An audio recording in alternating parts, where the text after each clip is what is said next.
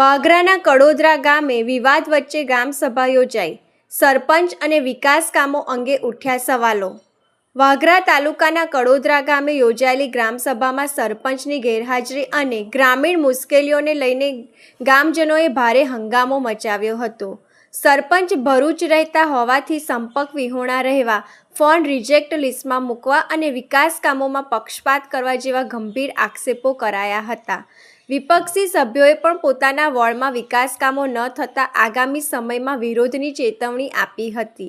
આ ઉપરાંત ગામમાં ડોર ટુ ડોર કચરો ઉઘરાવવાની કામગીરી બંધ થતાં ફેલાયેલી ગંદકી, ગૌચર જમીન પર કથિત દબાણ અને વૃક્ષો કાપવા અંગે પણ ઉગ્ર રજૂઆતો થઈ હતી. સભાના અંતે તલાટી કમ મંત્રી મારફતે સરપંચને ફોન પર સ્પીકર વડે જોડી ગ્રામજનોએ પ્રશ્નો રજૂ કર્યા હતા. હવે વહીવટી તંત્ર દ્વારા આ મુદ્દે શું પગલાં લેવાય છે તેના પર સૌની નજર છે. મારું નામ યોગેશ કુમાર કનુભાઈ ગોહિલ છે, ગામ કરોડા, તાલુકો વાગરા, જિલ્લો ભરૂચ. આજરોજ અમારા ગ્રામ પંચાયત કરોડાએ ગ્રામ સભા યોજાઈ હતી, જેમાં અમે અનેક પ્રશ્નો ગામમાંથી લોકો આવ્યા હતા. તેમને અનેક જે પ્રશ્નો હતા, જે તકલીફોથી મુશ્કેલી હતી, એ તમામ પ્રશ્નોની રજૂઆત કરી. છેલ્લા 2 ટર્મથી સરપંચ ગ્રામસભામાં હાજર રહેતા નથી.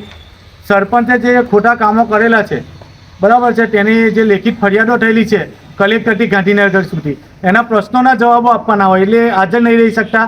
બીજું કે જે કડોદરા ગામના જાગૃત નાગરિકો છે, જેઓ લોકોના પ્રશ્નોની રજૂઆતો ગાંધીનગર સુધી ને કલેક્ટર સુધી પહોંચાડે, એવા લોકોના નંબર સરપંચે રિજેક્ટ લિસ્ટમાં નાખ્યા હતા.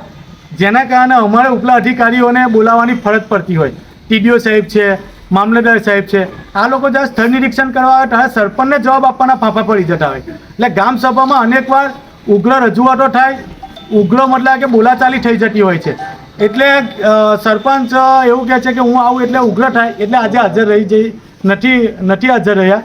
આજે વિકાસના કામોની વાત કરીએ તો સરપંચે છેલ્લા 5 વર્ષની અંદર જે વિકાસના કામો પોતાના જ માણસો પોતાને એક આંખે બંધ કરીને જે વિકાસના કામો કર્યા છે, એ આજે ખુલ્લા પડ્યા છે. આજે ઘણા બધા સરપંચના સમર્થકો આવ્યા હતા, સરપંચની બોડીના સભ્યો આવ્યા હતા. સરપંચના સભ્યોને દર વખતે અમે અધ્યક્ષ સ્થાને બેસાડીએ, પણ આજે અધ્યક્ષ સ્થાને પણ એમને બેસાડવાનો મોકો અમે નથી આપ્યો. કેમ કે એ ખાલી અધ્યક્ષ સ્થાને બેસવા પૂરતું નથી, ખરેખર એમને તાત્કાલિક સ્થળ નિરીક્ષણ કરવાની અરજીઓ આવે ત્યારે તેઓ સરપંચને પૂછીને સરપંચ 2 દિવસ પછી આવીને લેખિત જવાબ આપે, આવું કંઈ બનાવ નથી બન્યો, આવું કંઈ થયું નથી. જેના કારણે અમોએ આજે બીજા એક સભ્ય હતા અરવિંદભાઈ છત્રસંઘ પરમાર, એમને અધ્યક્ષ સ્થાને બેસાડ્યા. બીજા જે સભ્ય હતા એમના પતિને એ લોકો આવ્યા હતા. ખૂબ ઉગ્ર બોલાચાલી થઈ કે તમે દરેક કામ વિકાસના કામની અંદર અમને કેમ સરફાળો આપતા નથી, કેમ તમે એક તરફી કરો છે. એટલે તેમને આજે 3 સભ્યો હતા, તેમને 3 સભ્યોએ કીધું કે અમારી લેખિત રજૂઆત અને આજે મૌખિક ગ્રામ સભામાં ઠરાવમાં લેવામાં વિકાસનું કામ માત્ર ને માત્ર જે ફળિયાની અંદર તમે વિરોધાભાસ રાખીને કર્યું નથી ત્યાં થવું જોઈએ, બીજું કોઈ કામ ગામમાં થશે નહીં. અને જો ગામમાં કામ કરવામાં આવશે તો અમે સભ્ય દ્વારા બંધ કરાવીશું, આવી ચીમકી આપી અને ગ્રામસભાના ઠરાવમાં લેવામાં આવ્યું. ત્યારબાદ સોલર લાઇટની વાત થઈ, વિકાસની વાત થઈ, ડોર ટુ ડોર કચરો ચાલતો હતો તે બંધ થઈ ગયો છે. ગામમાં ખૂબ જ પ્રમાણમાં ગંદકી ફેલાઈ ગઈ છે. કેટલાક સંસ્થાના કાર્યકર્તાઓ છે ગામમાં, પણ એમને હવે ગામની અંદર ગંદકીમાં રહેવાની આદત પડી ગયેલી છે. એટલે એ લોકો પણ રજૂઆત નહીં કરી શકતા સરપંચને, કેમ કે એમની પણ સરપંચ સાથે મિલીભગત હોય.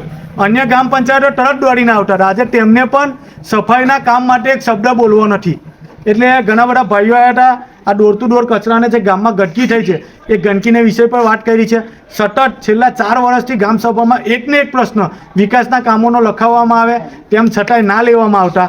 આજે તમામ લોકોએ કહી દીધું ગ્રામસભામાં કે આ કામ નહીં થાય તો અમે ગામનું કોઈ પણ વિકાસનું કાર્ય કરવા દઈએ નહીં.